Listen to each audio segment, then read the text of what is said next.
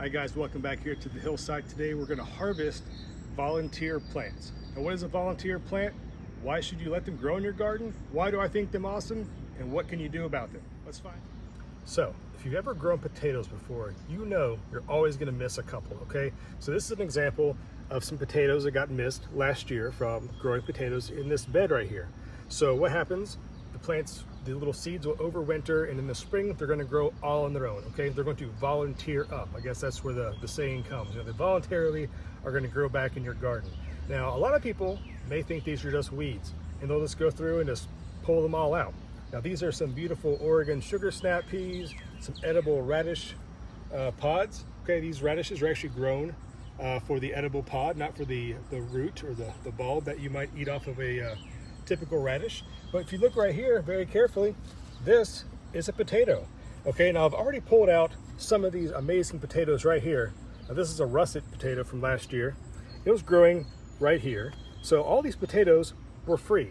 I didn't plant them deliberately in the spring, okay? So it saved me time, saved me effort, saved me energy. So let's go ahead and harvest this guy here together. Just very carefully. I want to reach in. I'm probably gonna miss some.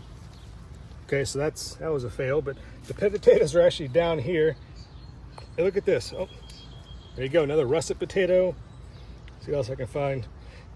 And they're not always gonna be very big. You may find just a small couple little tubers under the ground. That might be it. Oh, here's some more.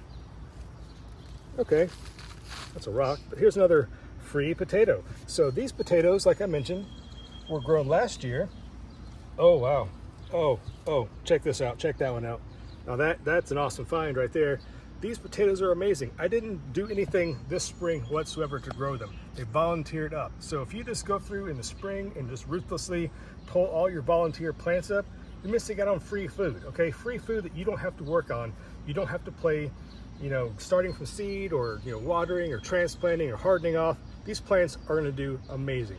So let me show you another example of some volunteer plants and what I'm going to do with them and what maybe you can do with them in your garden as well. So let's go ahead and check those out right now.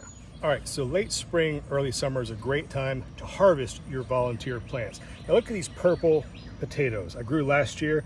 Now they were actually, one plant was growing right here. I didn't have my camera with me to show you digging them up, but this had a bed full of garlic, and actually I'm going to start turning the soil over, adding compost, and get ready for some more summertime crops, whether it be beans or cucumbers, maybe some melons. I haven't quite decided. But before you go through and start digging up and just ripping everything out, if there are any kind of volunteer plants, be careful because you might be able to harvest some free food, just like these beautiful purple potatoes. All right, so if you can't tell from what's behind me, this is a giant asparagus patch. Okay, it's gone to fern, it's past its springtime harvest window, and it leaves out, such as this. Now, if you have a female plant in your garden, like you can tell by this plant here, it's going to start forming asparagus berries or seed pods, okay, which are poisonous. Don't eat them. It's not a joke. So anyhow, if you let them drop in the fall and compost them down, what you're going to get is readily self-seeding asparagus. Now, if you look right here, this little section right here, you can tell there's about 4 little asparagus plants coming up, which in each of the little asparagus beans or asparagus berries, they're going to have about 4 to 5 seeds. So this looks like a pretty successful germination of the asparagus. And while this here is the walk path between where I harvested this beautiful elephant garlic here this morning and these onions right here, what I'm going to do is actually go through and harvest this asparagus as a seedling. Okay, so it's not always about harvesting something to eat. So now I have a readily grown asparagus plant. Okay, now this is actually a couple that are grown together, which is probably a safer bet just to let them grow together instead of trying to divide them out, because right now disturbing the roots, which are nice and healthy, coming out the bottom of this block here. See that? So this is an example of harvesting some volunteer plants, not necessarily to eat right away like I did with those potatoes, but to grow, to transplant, to move someplace else in the garden so that in the future you'll have plenty of free produce. Now, let me show you an example over here of why I like the volunteer plants versus sometimes not starting them from seed myself, and while these volunteer plants actually may be better in the long run. So let's go ahead and move over here and check out what I mean. So not only will vegetable plants readily self-seed, giving you those beautiful volunteer plants, also your flowers. So these are out of place, some people may say, in the garden. These are canna lilies. They must have gone through the compost and just adding the compost in the spring for these potatoes that I planted on purpose this time. These canna lilies have sprouted up. So there are two options here. You can either maybe let them grow and cut them down, use as a mulch. These nice big banana-like leaves right here actually will make a nice ground covering mulch to kind of help protect your potato plants, or maybe these tomatoes over here. Or if you want, just let them grow. Okay, hummingbirds love this plant. This is most likely the red canna. I think that's what I composted from the front flower beds.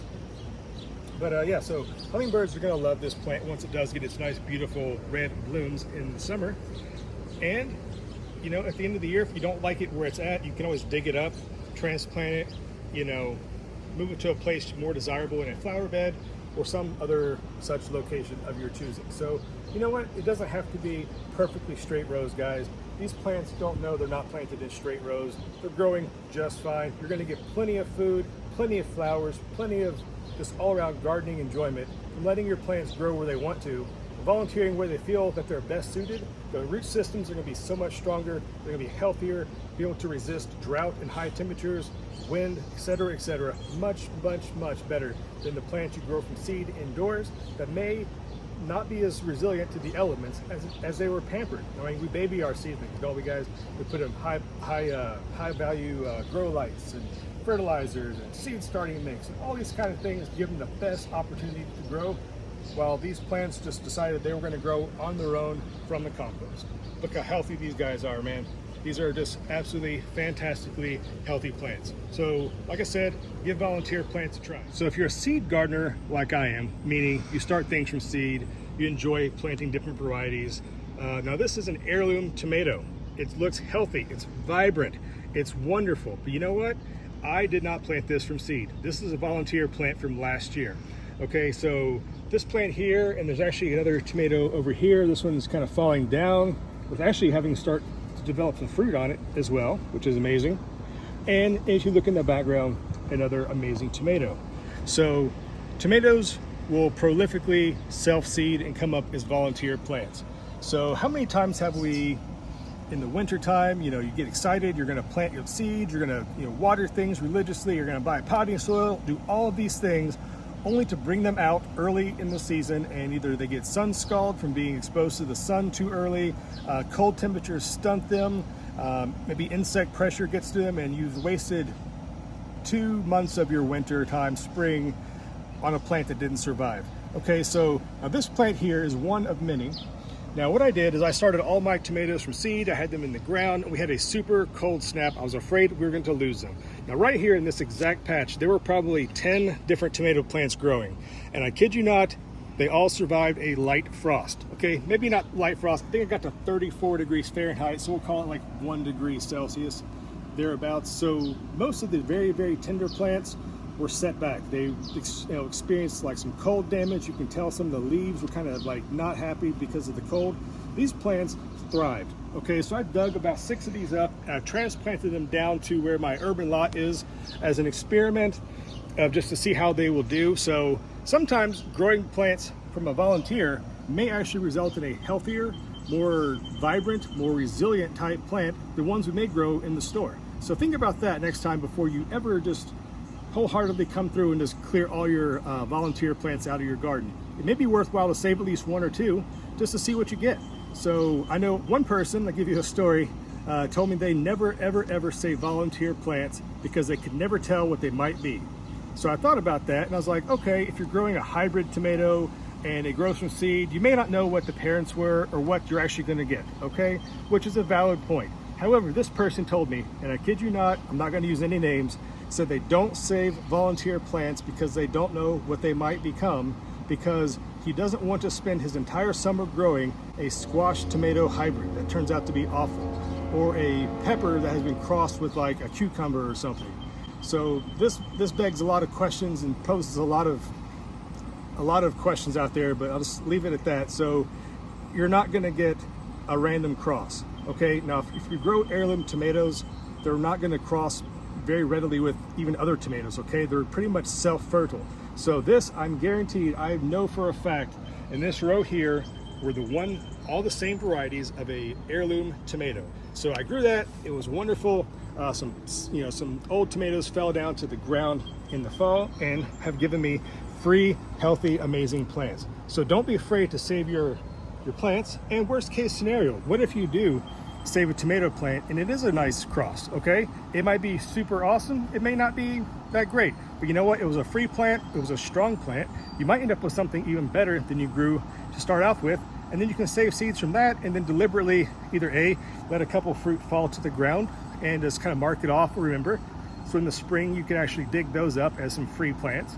Or maybe you just save the seeds and you want to give them away and let other people try some tomato or pepper or whatever variety it may be that is unique to your garden, okay? So give those things a couple thoughts this spring, this early summertime, whatever it may be in your garden right now, about saving some volunteer plants and the potential to benefit in the long run. So thanks for watching, guys. Hope this quick tip helped you out, and I'll see you next time here at the Hillside. All right, guys, until then, bye-bye.